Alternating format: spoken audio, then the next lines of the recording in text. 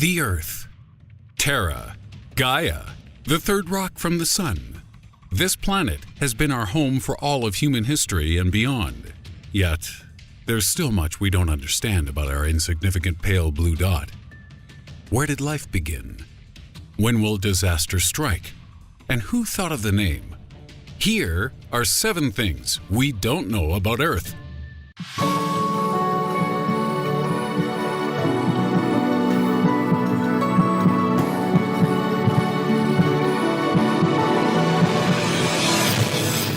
In at number 7, how it works. Plate tectonics is the accepted theory that Earth's crust and upper mantle is made of large fragments which glide over the rest of the mantle, collectively forming a shell to protect us from a fiery death 2,800 kilometers beneath our feet. But as for what's below that, we're still working that out. Seismic studies show our outer core is liquid and our inner core is solid, and that they're probably about 80% iron.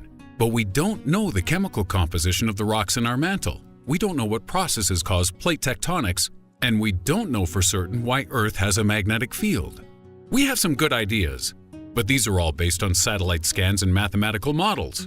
And we can't really dig down there to look, since the deepest hole ever dug by humans is Russia's Kola super deep borehole at 12.3 kilometers. Interestingly, a lot of what we do know about Earth's seismological activity can be attributed to the development of nuclear weapons. During the Cold War, seismological research was heavily funded to help detect nuclear detonations, which means all those no-new kippies were holding humanity back, and Kim Jong-il was just a keen geologist all along. In at 6, sedimentary, my dear Watson. By analyzing sedimentary and volcanic rocks, we can track changes in the Earth's magnetic field throughout our planet's history. And in doing so, we've noticed some rather strange anomalies, one of which is occurring right now. On several occasions, the Earth's magnetic field has reversed, only to then revert back and stay that way for as long as 10 million years. Data released in May by the European Space Agency also showed Earth's magnetic poles are weakening at a much faster rate than previously thought, and that we could be heading for another magnetic reversal in our near future. The last time this happened was in the Stone Age, and we don't know whether it's caused by events in our core or tectonic plate movements. But don't worry, because if it happens, the worst thing magnetic reversal will cause is the obsolescence of everyone's compasses, which is great news if you own a compass factory. In at 5, where and how did life begin?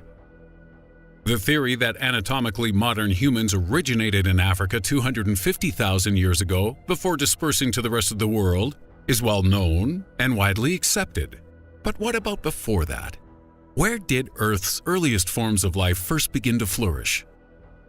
The primordial soup theory states that chemicals slopped together in the Earth's oceans may have provided the building blocks necessary for life to get its ass in gear.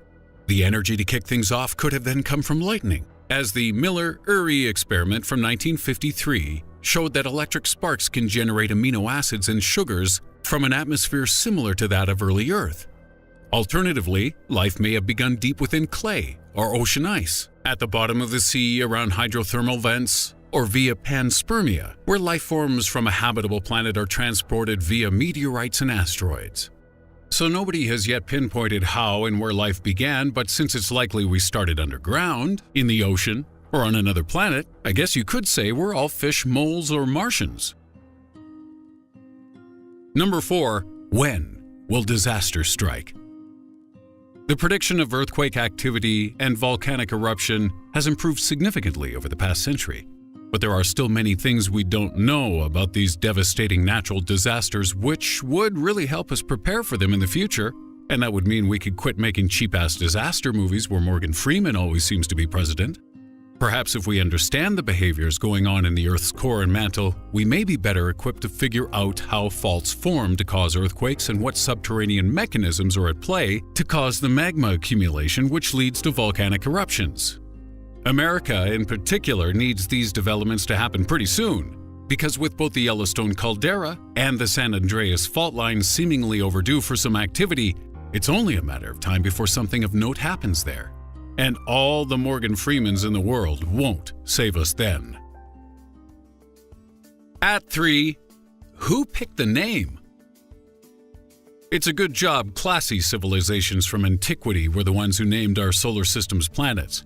Mars was the Roman god of war, Jupiter the Roman god of sky, and Uranus the Greek god of heavens. But if they were all named today, we'd call them Planet McPlanety-Face, Ringy Ringerson, and we'd probably keep Uranus because it's funny. But what about Earth? Who chose that name? Well, we can trace the word Earth back to an Old English noun, eartha. There is no known origin for the application of this term in reference to the entire world, although it is generally accepted that Earth started to move from a description of dirt to a formal title around the formation of early modern English in the late 15th century. At 2, where's our Ice Age at? If any 20th Century Fox producers are watching this, we're not referring to those Ray Romano movies you keep making. You've done 5 already, guys, that's enough. It's time for the Ice Age to end, Sid and Manny to go extinct and their corpses to start rotting into mush. No, we are of course talking about the periods of extremely cold climate which can last for millions of years, plunging Earth into a perpetual winter. There have been 5 major ice ages in Earth's history, and within the present one, the Pliocene Quaternary Glaciation. Cycles of ice sheets have been advancing and retreating for between 40,000 and 100,000 years at a time in what's called a glacial period. These temperature drops are caused by fluctuations in Earth's orbit called Milankovitch cycles. And guess what? Our next glacial period is way overdue. Oh no, I hope we're not snowman pregnant. We currently reside in an interglacial period of 11,000 years, and typically these last for about 10,000 to 12,000 years.